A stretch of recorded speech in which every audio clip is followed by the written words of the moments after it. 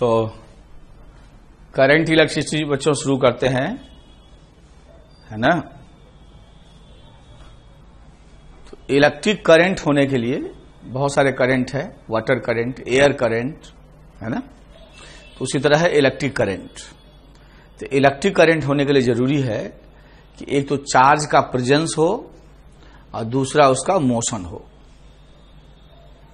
अब ये charge electron का मोशन हो सकता है कंडक्टर में, फ्री इलेक्ट्रॉन है कहीं एयर में उसका मोशन हो सकता है, फ्री प्रोटॉन है उसका कोई मोशन हो सकता है, कोई और चार्ज पार्टिकल है, कोई आयन है उसका मोशन हो रहा है। तो ये सारा इलेक्ट्रिक करंट कॉन्स्टिट्यूट कर देगा। इलेक्ट्रोलाइट हैं, आयन होते हैं, फ्यूज इलेक्ट्रोलाइट, उसमें इलेक्ट्रोलाइट का मोशन हो रहा है, करंट होगा।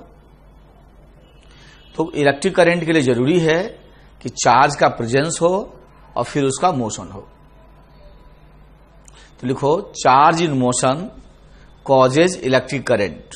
लिखो charge in motion causes electric current. Charge in motion causes electric current. लिखो to have electric current, presence of charge and its motion is must. Presence of charge and its motion is must. Presence of charge and its motion is must.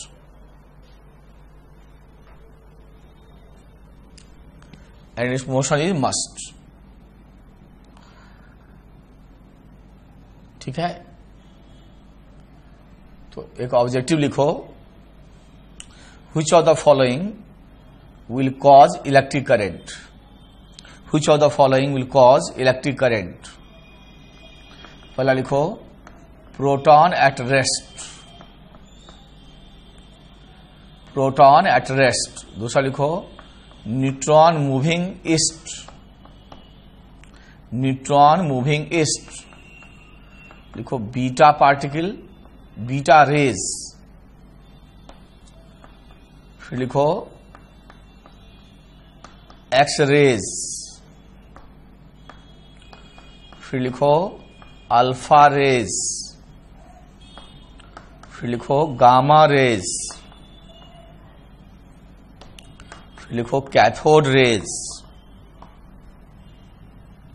फिर लिखो electron moving in circular path, electron moving in circular path, motion of free electron in the conductor, motion of free electron in the conductor, motion of ion in the fused electrolyte, motion of ion in the fused electrolyte। तो बताना है कौन कौन electric current देगा। तो एक तो charge का प्रेजेंस होना चाहिए और मोशन होना चाहिए। तो प्रोटॉन एट रेस्ट देगा, नहीं देगा। चार्ज तो है लेकिन मास नहीं, मोशन नहीं है। न्यूट्रॉन मूविंग ईस्ट देगा, नहीं देगा। क्यों? मोशन तो है लेकिन चार्ज ही नहीं है। बीटा रेज चार्ज पार्टिकल हुआ, नेगेटिव चार्ज पार्टिकल हुआ। रेज का मतलब मोशन, तो चार्ज भी है मोशन भी है। एक्स रेज देगा कि नहीं देगा? रेज है मतलब मोशन है, इसका मतलब देगा। समझ में आया? ये नहीं देगा। ये चार्ज पार्टिकल नहीं होते हैं एक्स रेज, ये फोटॉन्स होते हैं। ये केवल Sc बाय लैम्डा होता है, ये फोटॉन्स होते हैं। सो इलेक्ट्रोमैग्नेटिक वेव के स्पेक्ट्रम का एक पर्टिकुलर वेवलेंथ वाला फोटॉन्स है। ये पर्टिकुलर या पर्टिकुलर रेंज वाला जो वेवलेंथ का ये फोटॉन्स है। So they are not, photons are not charge particle. तो ये इसमें बच्चे गलती करते हैं, तुम भी किए होगे कई लोग। ये नहीं देता है, ये नहीं देता है, ये नहीं देता है। Alpha rays positive charge particle का मोशन है, दे देगा। गामा रेज अगेन फोटॉन्स हैं, तो नहीं देगा। कैथोड रेज चार्ज पार्टिकल का मोशन है, देगा। इलेक्ट्रॉन घूम रहा है सर्किल में, पक्का देगा। कंडक्टर में नेट मोशन ऑफ इलेक्ट्रॉन है, पक्का देगा। आयन का मोशन है, पक्का देगा। तो एक्स रेज और गामा रेज नहीं दिया। अब हम लोग आई को डिफाइन करते हैं del Q by del T. एक तरह से ये हो गया एवरेज करंट। चार्ज ट्रांसफर पर यूनिट टाइम। तो यूनिट हो जाएगा कूलम पर सेकेंड, जिसको हम लोग एम्पियर कहते हैं, एम्पियर कहते हैं। ठीक है। और यदि इंस्टैंटेनियस चाहिए तो I बराबर dq/dt, ये लिख लो, इंस्टैंटेनियस करंट, इंस्टैंटेनियस करंट। ठीक है। प्रॉब्लम लिखो,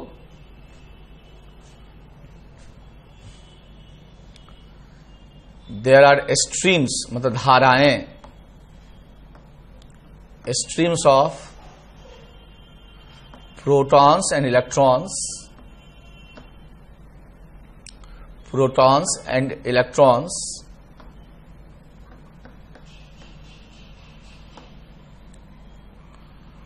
such that protons move in positive x and electrons move in negative x। एक चीज याद रखो, करंट है तो स्केलर, लेकिन इसमें सेंस होता है, और करंट का सेंस हम लोग पॉजिटिव चार्ज इधर जाता है उधर ही लेते हैं। तो पॉजिटिव चार्ज इधर जा रहा है तो करंट इधर लेंगे, और इधर यदि निगेटिव चार्ज आ रहा है तो करंट उसका उल्टा लेंगे, तो करंट ऐसे होगा। तो करंट का सेंस कैसे लेते हैं? In the motion of positive charge, ये क्लास 10th में आप पढ़े हो, कन्वेंशन है। करंट का सेंस लेते हैं पॉजिटिव चार्ज के मोशन में। तो पॉजिटिव चार्ज इधर जाएगा, करंट उधर ही लेंगे, निगेटिव चार्ज इधर जाएगा, उसका उल्टा लेंगे। Protons in the electrons in the negative x, and 10 raised to power 19 protons as well as same number of electrons cross the origin in a time interval of 10 seconds. Find current with its sense. Find current with its sense. Sense सहित current निकालो. Find current with its sense. Find current with its sense.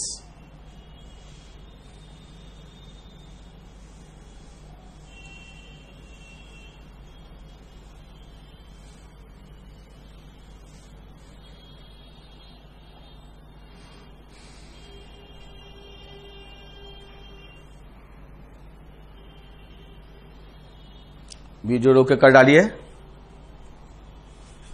या वैसे कर डालिए, 2 minute time ले लीजिए।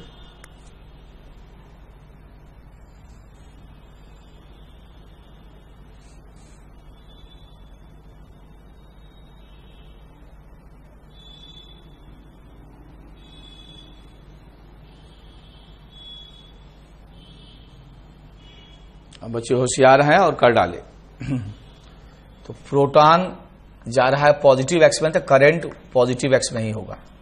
Electron negative x में जा रहा है तो उसका भी करंट एक ही होगा। तो और दोनों same amount of charge transfer हो रहा है, न्यूमेरिकली चार्ज बराबर होते हैं, तो एक का निकाल के डबल कर देंगे। तो एक के कारण करंट होगा, चार्ज ट्रांसफर होगा 1.6 इंटू 10⁻⁻19। तो प्रोटॉन्स का चार्ज है, इसकी संख्या है 10⁻19, तो Q बराबर NE, electronic charge in the number of charge particles, और टाइम लगा 10। तो ये हो गया 0.16 एम्पियर। इसका डबल करोगे तो 0.32 एम्पियर आ जाएगा। लिखो, charge on capacitor depends on time t given by Q equals to Q0 sine of omega t। Then find charging current at t equals to pi by 3 omega and also its maximum value also its maximum value, also its maximum value. Third law, constant current of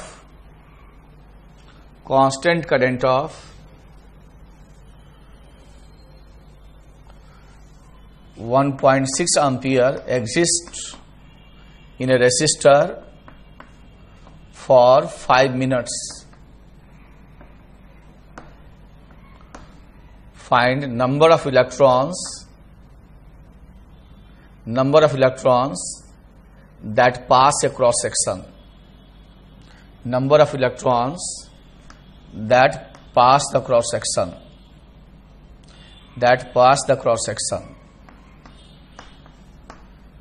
लिखो, charge on a capacitor depends on time t given by q is equals to 2 square plus 2t plus 4 microcoulomb, ठीक, and t is in second. Find current at t equals to 2 second. Current at t equals to 2 second. Current at t equals to 2 second. Next लिखो,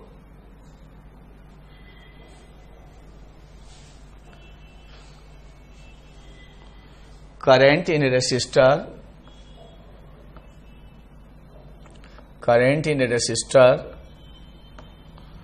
depends on time t given by I equals to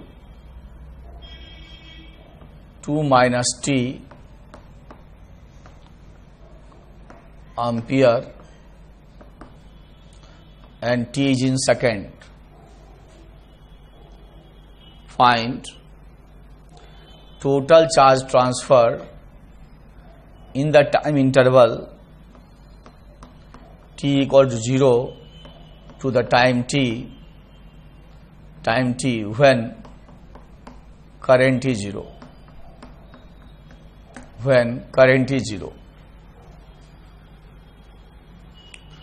लिखो, current in a resistor depends on time t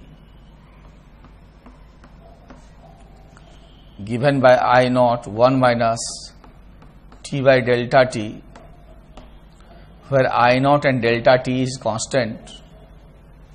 I naught and delta t is constant.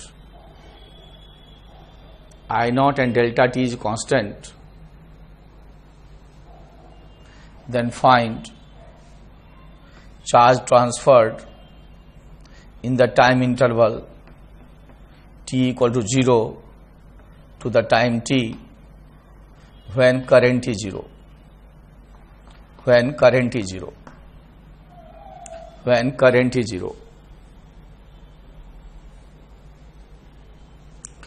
लिखो, current in a resistor depends on time t given by following graph.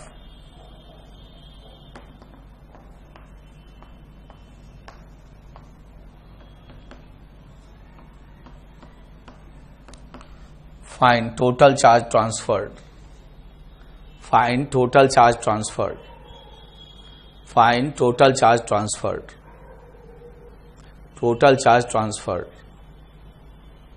फिर लिखो, current in a resistor decreases linearly with time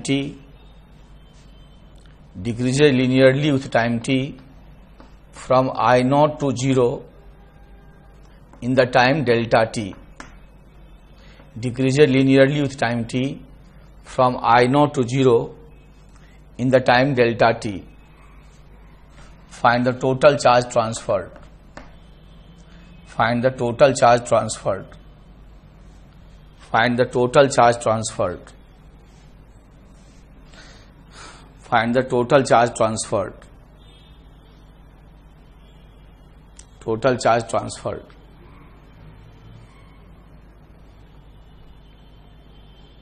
video रोक दो और एक साथ करो. 10 minute का टाइम लो. 10 मिनट का टाइम लो और कर डालो.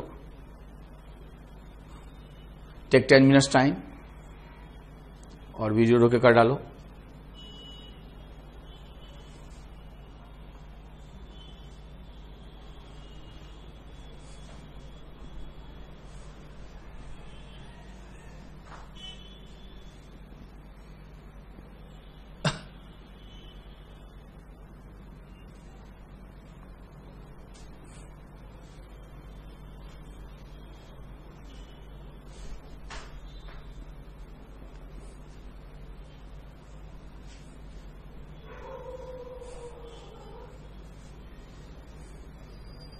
रोक दीजिए वीडियो।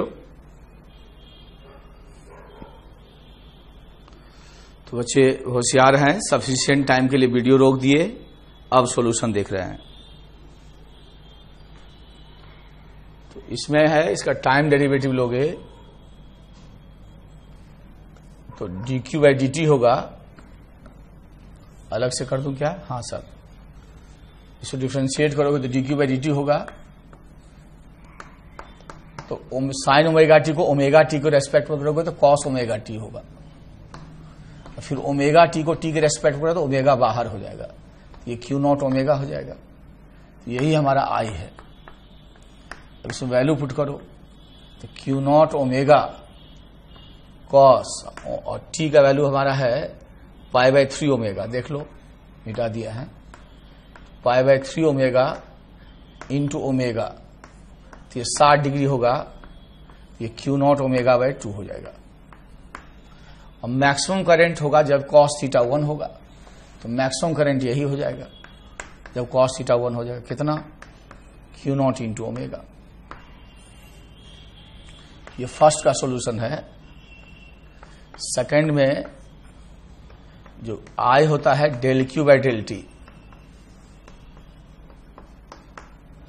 तो डेल क्यू बराबर हो जाएगा आई इंटू डेल्टा टी। चूंकि कांस्टेंट करंट है इसलिए ऐसा यूज कर पाए।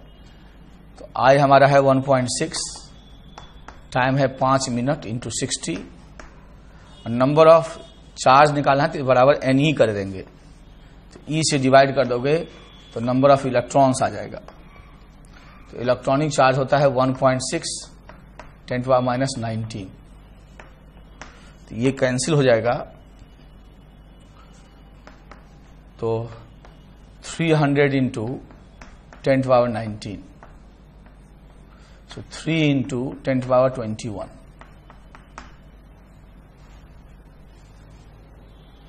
ये आंसर हो जाएगा। करने के बाद ही सॉल्यूशन देखना, तभी फायदा है। अब इसको टाइम डेरिवेटिव लो तो dq बाई dt, तो 2t प्लस 2, अब t बराबर 2 पुट कर दो तो 4 प्लस 2 6 माइक्रो एम्पियर हो जाएगा। चार्ज माइक्रो कूलम में है इसलिए 2 सेकंड पे चाहिए। अब इसको मिटा दें तो ये मिट जाएगा।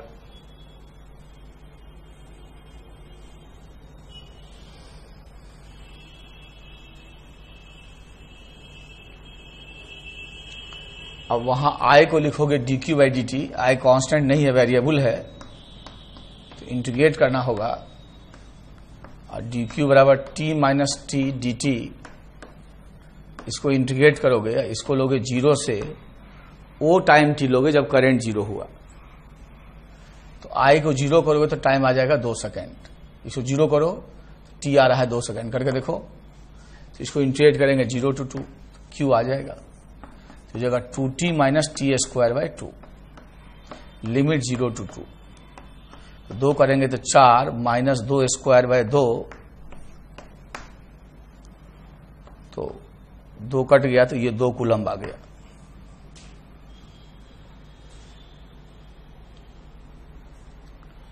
ये 2 कूलम्ब आ गया।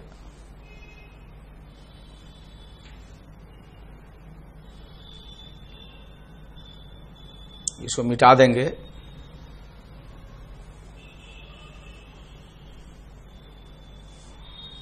नेक्स्ट आई को लिखेंगे dq by dt, I naught 1 minus t by delta t. तो पहले इसको 0 करो, तो इससे टाइम आ गया, करके देखो delta T.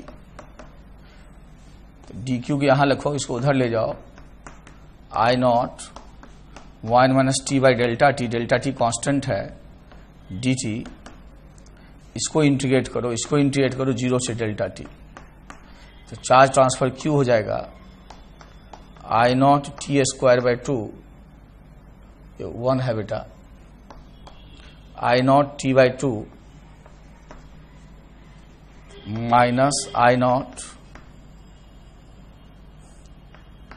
T square by 2 delta t, limit ले लो 0 से डेल्टा टी, अपने से इसमें पुट करो और मेहनत करो।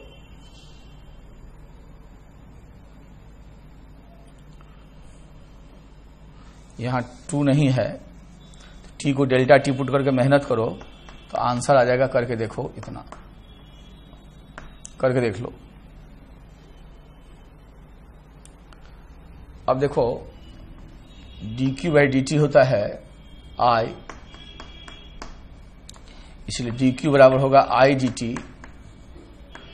इंटीग्रेट कर दो तो charge transfer is integral I dt, integral I dt। तो आपको याद होगा कि यदि कोई y वर्सेस x का ग्राफ है, ये जो एरिया होता है वो होता है इंटीग्रल y dx, ठीक है। तो यहां y के बदला I है और dx के बदला dt है।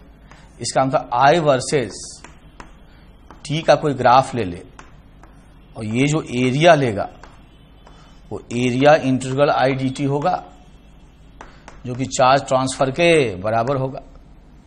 तो इसका मतलब IT ग्राफ का जो एरिया होगा टाइम एक्सिस के साथ, वो एरिया चार्ज ट्रांसफर के बराबर हो जाएगा। इसको समझ लो अच्छे से, वो एरिया चार्ज ट्रांसफर के बराबर हो जाएगा। इसका मतलब हमको कुछ नहीं करना, इस ट्रायंगल का एरिया निकालना है। तो हाफ बेस इंटू हाइट कर लो, बेस है 6, हाइट है 12, तो 36 कूलम का चार्ज ट्रांसफर हो गया। 36 कूलम का चार्ज ट्रांसफर हो गया।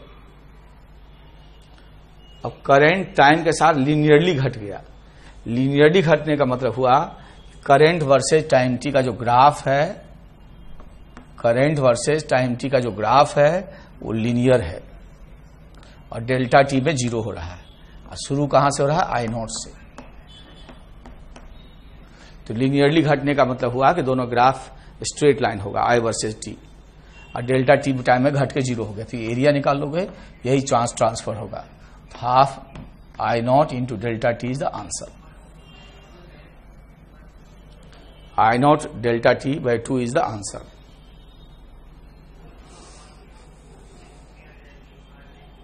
ठीक है।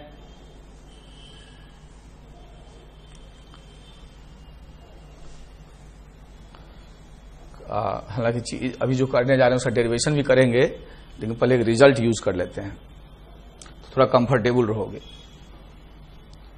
ठीक है,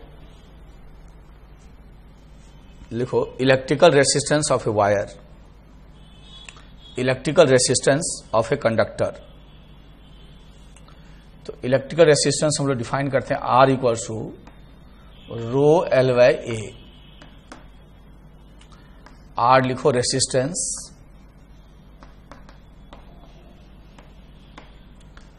L लिखो length, taken in the sense of current. Current जिस सेंस में होगा उस सेंस में लेंगे। तो मान लीजिए ये डस्टर है और करंट ऐसे है, ऐसे, तो ये डायमेंशन लेंथ होगा। ऐसे है करंट तो करंट के अलोंग होगा, so length taken in the sense of current. A लिखो area of cross section taken perpendicular to the sense of current, taken perpendicular to the sense of current. Taken जैसे current ऐसे है तो ये होगा cross section area और ये होगा लेंथ। और करंट यदि ऐसे है, ऐसे तो ये डायमेंशन लेंथ होगा और ये जो सरफेस है एरिया ऑफ क्रॉस सेक्शन होगा, दिस इनटू दिस। ये पूरा लेंथ करंट के परपेंडिकुलर एरिया, करंट के अलोंग लेंथ। रो लिखो रेसिस्टिविटी, रेसिस्टिविटी रेसिस्टिविटी लिखो it depends only on nature of metal and temperature, not on the dimension of the conductor. It depends only on nature of metal and temperature, not on the dimension of the conductor. Not on the dimension of the conductor, conductor के dimension पे depend नहीं करता, not on the dimension of the conductor. ठीक है, 1/r आप लोग पढ़ोगे conductance, conductance. उसी तरह 1/ρ को कहेंगे सिग्मा, सिग्मा को कहेंगे कंडक्टिविटी,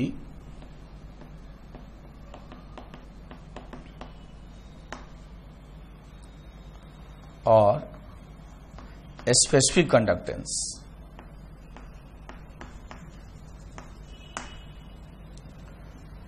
स्पेसिफिक कंडक्टेंस।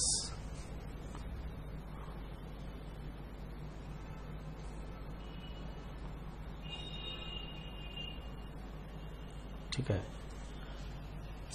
देखो sigma depends on only the nature of metal and temperature.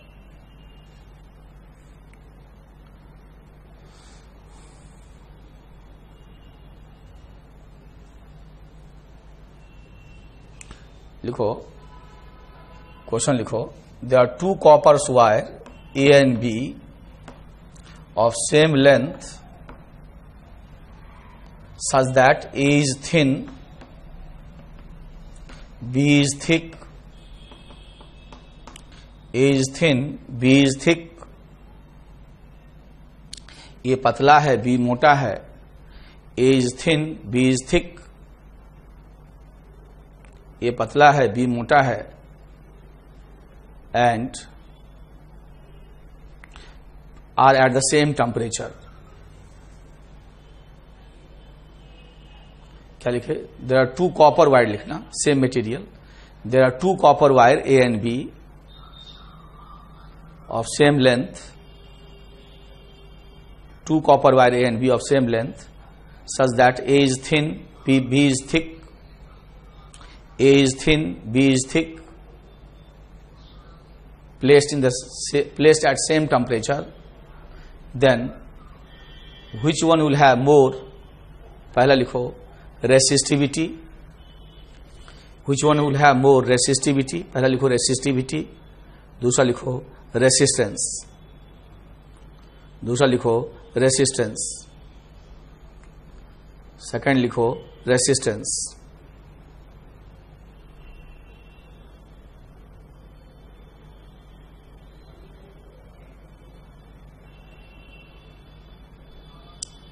दूसरा लिखो रेसिस्टेंस।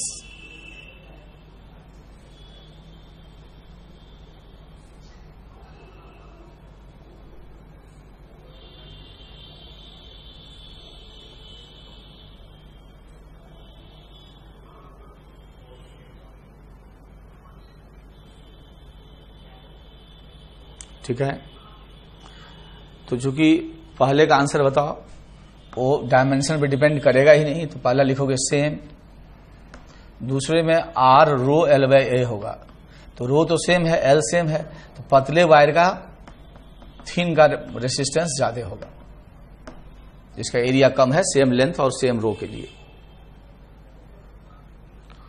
लिखो, figure shows A homogeneous metallic cuboid of resistivity rho।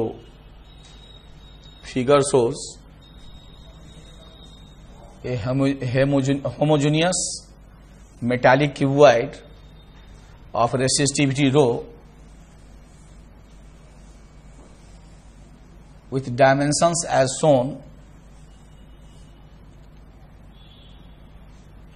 all in SI unit, with dimension as shown, comma, all in the SI unit. ये metallic cuboid है,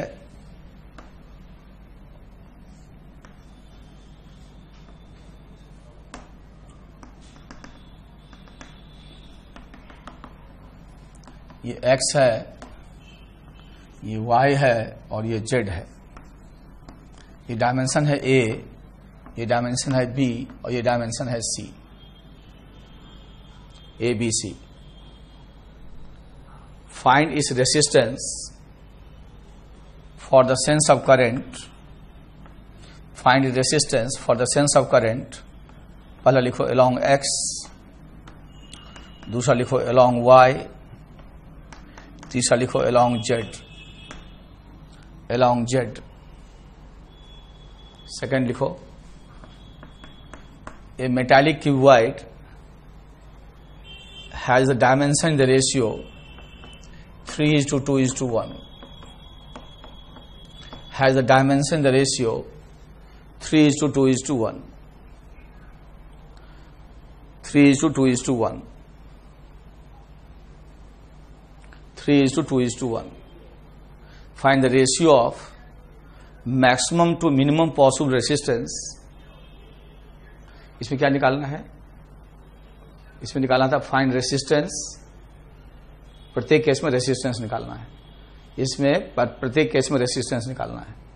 along x जब current है y है तो प्रत्येक केस में resistance निकालना है। देखो a metallic cuboid has the dimension the ratio 3:2:1, then find the ratio of maximum to minimum possible resistance across its faces। ratio of maximum to minimum possible resistance across its faces। ठीक है, लिखो a wire of resistance R0 is stretched such that length becomes 3 times। खींच रहे हैं, is stretched such that length becomes 3 times, then find its resistance, then find its resistance। ठीक है, देखो if a wire is stretched such that, ये part लिखो length increases by 100%, length increases by 100%, B part, length increases by 2%, length increases by 2%, then find the percentage change in the resistance of, percentage change in the resistance of, in the resistance of wire in each case। For measuring resistance, for measuring resistance,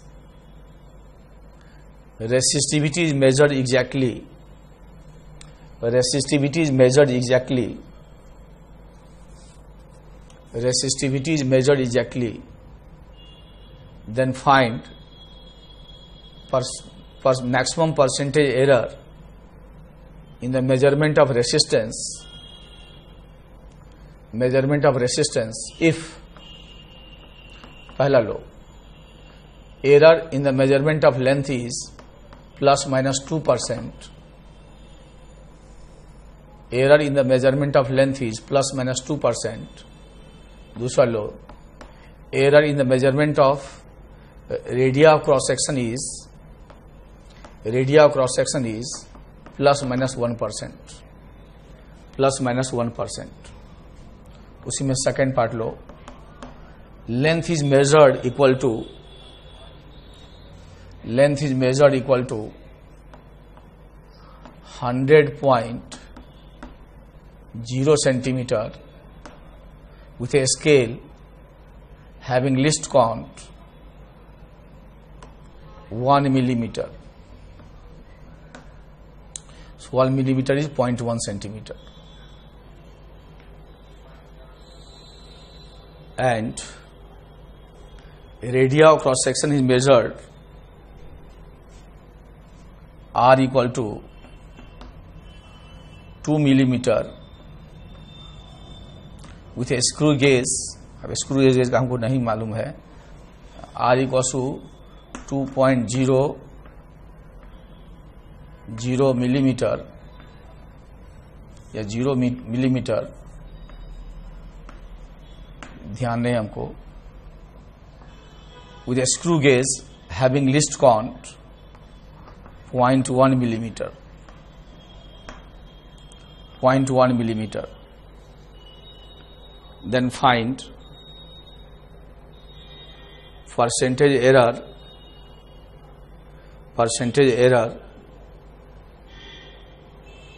in the measurement of resistance,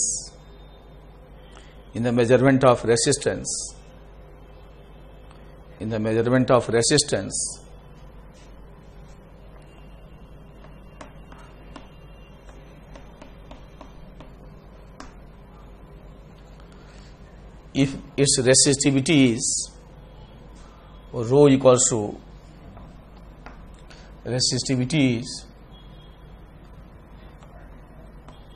rho equals to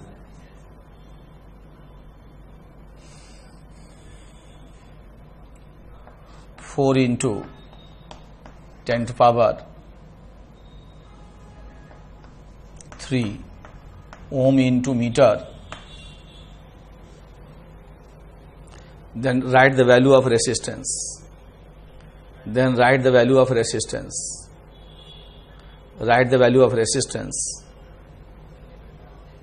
And ठीक है, error and percentage error in the measurement of resistance.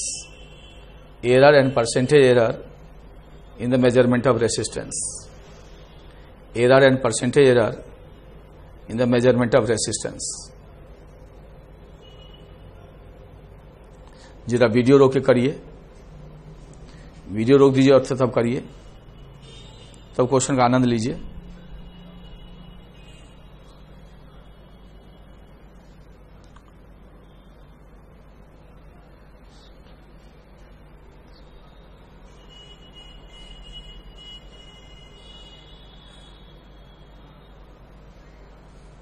Video रोक दीजिए और video रोक के कर डालिए.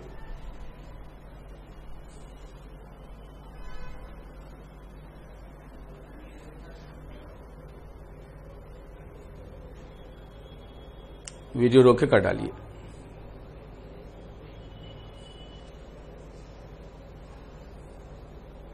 रोक दीजिए वीडियो और वीडियो रोक के कर डालिए.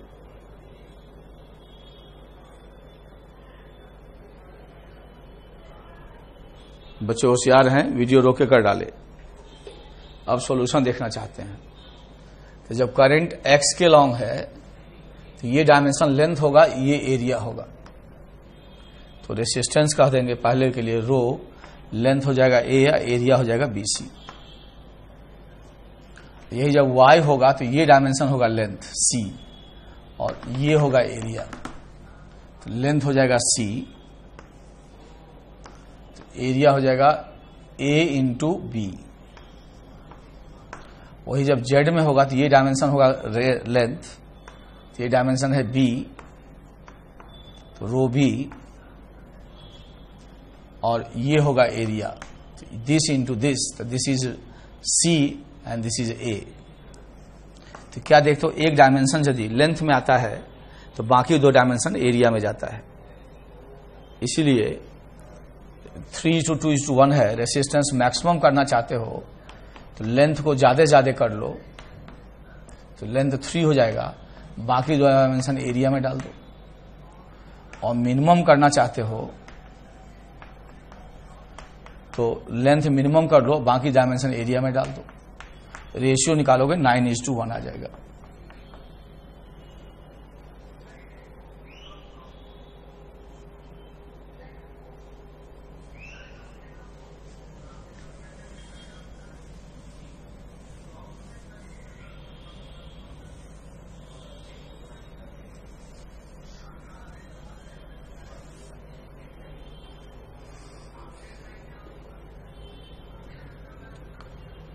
अब देखो, वॉल्यूम कांस्टेंट रहता है तो L इंटू ए का प्रोडक्ट भी कांस्टेंट होगा. तो पहले लेंथ, पहले रेसिस्टेंस R0 था, रो L/A. अब नया रेसिस्टेंस होगा, रो तो रो है, लेंथ हो गया 3 टाइम्स. अब लेंथ 3 टाइम्स हो जाएगा तो एरिया 1/3 होगा. ये 3L हो जाएगा इंटू A डैश बराबर L इंटू ए. वॉल्यूम नहीं बदलेगा तो लेंथ और एरिया का प्रोडक्ट नहीं बदलेगा, तो A डैश हो जाएगा A/3. तो इसको करोगे तो ऊपर जाएगा, तो ये 9r0 आ जाएगा, ये 9r0 आ जाएगा। करके देख लो। अब कहता लेंथ 100% बढ़ा दिए स्ट्रेच करके। 100% बढ़ाने का मतलब हुआ L से क्या हो गया 2L। 100% बढ़ाना तो डबल करना, तो स्ट्रेच किए हो तो लेंथ डबल हो जाएगा, तो एरिया A से A/2 होगा, क्योंकि वॉल्यूम कांस्टेंट होना है, वॉल्यूम कांस्टेंट होना है। इसलिए R इक्वल्स हो जाएगा R0 पहले, R इक्वल्स हो जाएगा रो, L के बदला 2L, एरिया A/2, ये हो जाएगा 4r0।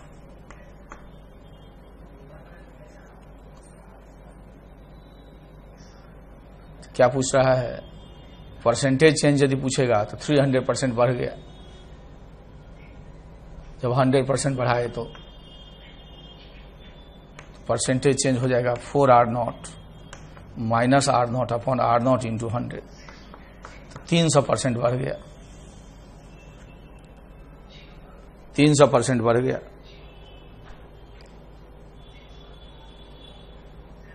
रेसिस्टेंस को 100% बढ़ाए तो कहता 2% चेंज कर गया, ये स्मॉल चेंज है, तो लिखो फॉर स्मॉल चेंज से less than 5% only approximate calculation using the concept of error is used. For small change से लेस देन 5%, से लेस देन 5%, ठीक है,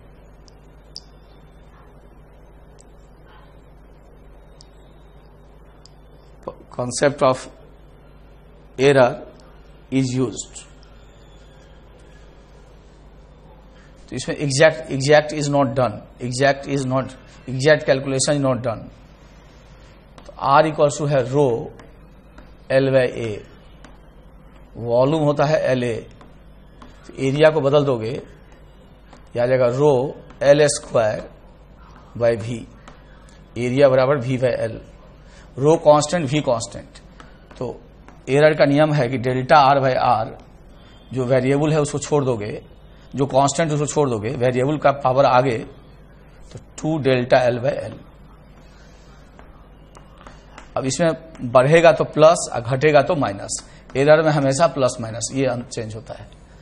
तो यदि 2% से इसको बढ़ाओगे तो रेसिस्टेंस 4% से बढ़ जाएगा, इंक्रीजेज बाय 4%।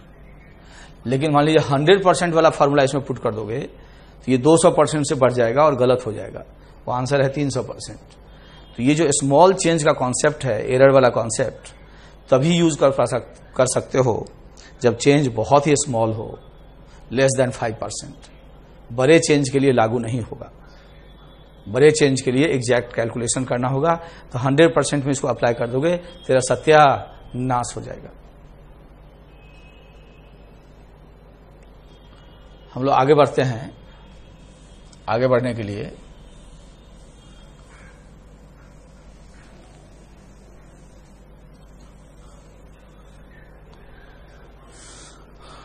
अब हमारा R इक्वल्स टू है रो L/A, तो A इज πr²। तो हम लोग माइनस को ही प्लस ही ले लेते हैं, तो डेल्टा R/R बराबर डेल्टा L/L, माइनस की चिंता छोड़ो, 2 डेल्टा R/R। ऐसा करते हैं कि हर जगह एडिशन ही हो, मैक्सिमम एरर हम लोग निकालते हैं।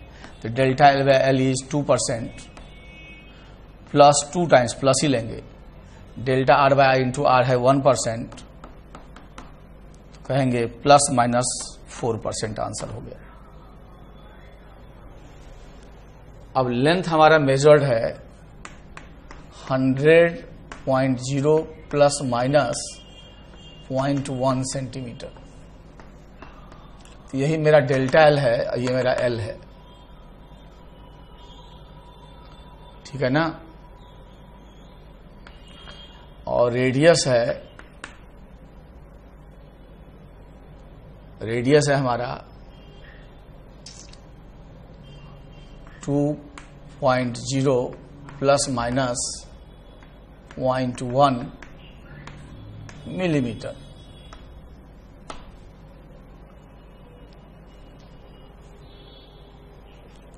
अब R इक्वल टू यही है हमारा, so delta R by R बराबर delta L by L, minus को भी प्लस ही कह देंगे, 2 delta R by R, power को आगे कर लिए। So delta R by R, तो डेल्टा L 0.1 है और ये 100 है, प्लस इसमें फायदा क्या है,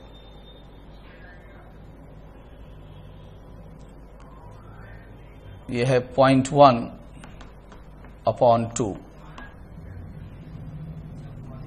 मिलीमीटर से मिलीमीटर, यहां मिलीमीटर से मिलीमीटर कट जाएगा, सेंटीमीटर सेंटीमीटर कट जाएगा। इससे हम लोग डेल्टा R बाय R निकालें, इंटू 100 कर दें, ये है हमारा 0.01001, ये हमारा है 0.05,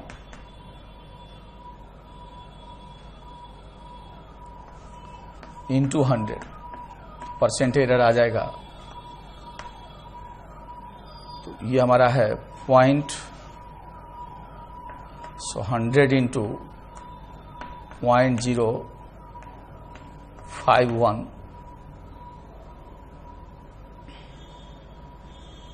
ये हो गया हमारा प्लस माइनस 5.1%।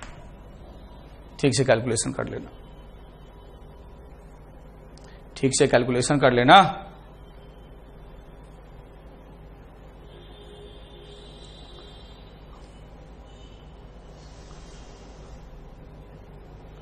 अब इसी में पूछता है, यहां तक तो ठीक है, यही रहने दे यहां। तो डेल्टा R बाय R कितना आया था बताओ, 0.201 प्लस 0.05, तो आ गया था 0.051। अब रेसिस्टेंस का एक्चुअल वैल्यू निकाल लें, तब डेल्टा R हम लोग लिख सकते हैं, ठीक है, और उसे डेल्टा R भी आ जाएगा। तो डेल्टा R एरर होगा, और delta R by R into 100 करोगे तो आ गया है परसेंटेज एरर, तो रो L बाय A, तो R इक्वल टू हो जाएगा हमारा, रेसिस्टिविटी है 4 इंटू 10⁻³ लेंथ है 1 मीटर, सबको मीटर में ही ले लो, बिना एरर का लेंगे, और रेडियस है पाई इंटू 2 स्क्वायर, और इसको यदि हम मिलीमीटर को मीटर में बदलें तो 10⁻⁶,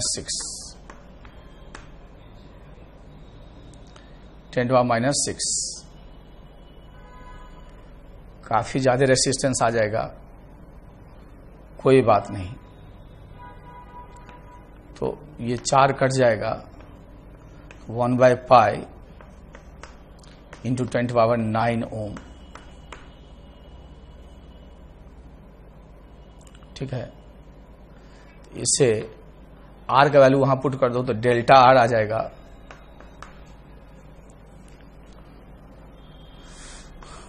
51/π, इससे गुना करोगे R ले जाओगे उधर, ठीक है, और 10⁻⁶ ओम, ये डेल्टा R हो गया। ये अमाउंट ऑफ एरर हो गया, इतना प्लस माइनस कर दोगे तो R का वैल्यू वहां पुट कर दिए, 10⁻³ से मल्टीप्लाई कर दिए। अब कोई रेसिस्टेंस लिखना चाहेगा तो लिखेगा R equals to original value 10⁹ plus minus इसमें जो एरर है, एरर कितना है 51/π इंटू 10⁻⁶, इतना ओम आंसर होगा।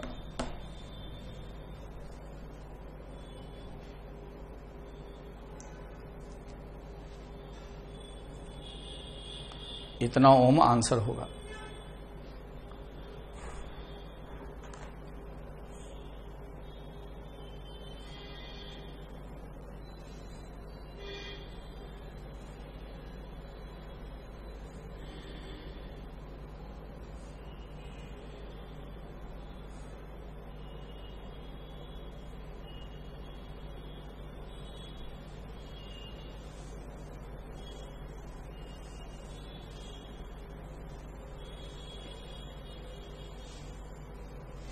लिखो, current is a scalar quantity, current is a scalar quantity and we define an associated vector with current, associated vector with current called current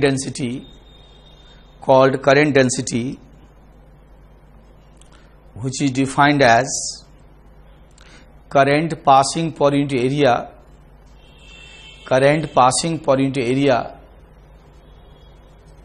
area being taken perpendicular to sense of current, area being taken perpendicular to sense of current,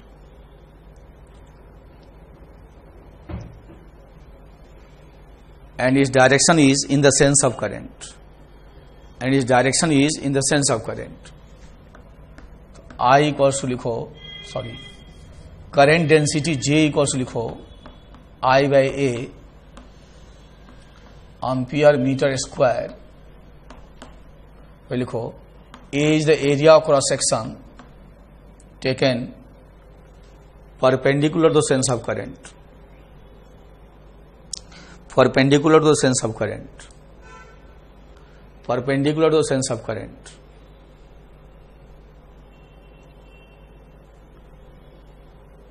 अब इसमें vector form में ऐसे नहीं लिख सकते, क्योंकि area और जे को वेक्टर मानोगे तो वेक्टर का इनवर्स नहीं डिफाइंड है, डिवीजन नहीं डिफाइंड है। इसको इनडायरेक्टली बताते हैं, आपको समझ में आ जाए तो ठीक है, नहीं तो ठीक, तब भी ठीक है। कि सपोज करिए ऐसा कोई क्रॉस सेक्शन है, थोड़ा टेढ़ा है, तिरछा काटे हैं, अब current density point two point बदल रहा है, करंट ऐसे है, तो हर जगह करंट यूनिफॉर्मली नहीं पास कर रहा है। यहां मान के चलेंगे करंट यूनिफॉर्मली है, तो मान लीजिए यहां छोटा सा एरिया लो, ऐसे एरिया तिरछा होगा, एरिया को हो ds या dA जो पसंद हो, dA पसंद है तो dA ले लो। तो जो dA एज ए वेक्टर जो होता है वो प्लेन के परपेंडिकुलर होता है। अब करंट डेंसिटी ऐसे करंट के सेंस में होगा, इनके बीच का एंगल थीटा है, तो dA हमेशा एलिमेंटल एरिया के प्लेन के परपेंडिकुलर होगा बाहर की तरफ। तो हम लोग J डॉट dA करोगे तो तुमको करंट मिलेगा इस छोटे से एरिया से, इसी को जब इंटीग्रेशन कर देते हैं तो I मिल जाता है।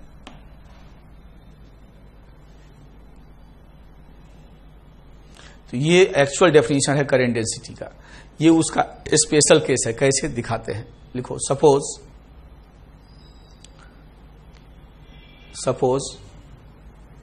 करंट डेंसिटी यूनिफॉर्म,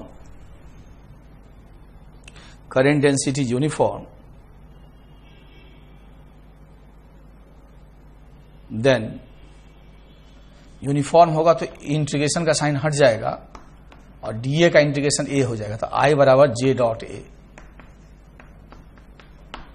तो I बराबर J डॉट A तब होगा जब करंट डेंसिटी यूनिफॉर्म हो। अब बराबर लिखो JA cos थीटा। लिखो suppose plane of cross section is perpendicular to current, plane of cross section is perpendicular to current. Plane यदि परपेंडिकुलर होगा तो थीटा इसके पैरेलल हो जाएगा, then theta equal to 0 degree. Plane perpendicular होगा तो area vector parallel हो जाएगा, and under this condition I बराबर J into A and J equals to I by A. तो J बराबर I by A is very special case when current density uniform और हर जगह जो प्लेन जो consider किए हैं एरिया का प्लेन पे करंट परपेंडिकुलर है। इतना तैयार करो, नेक्स्ट लेक्चर में बताते हैं।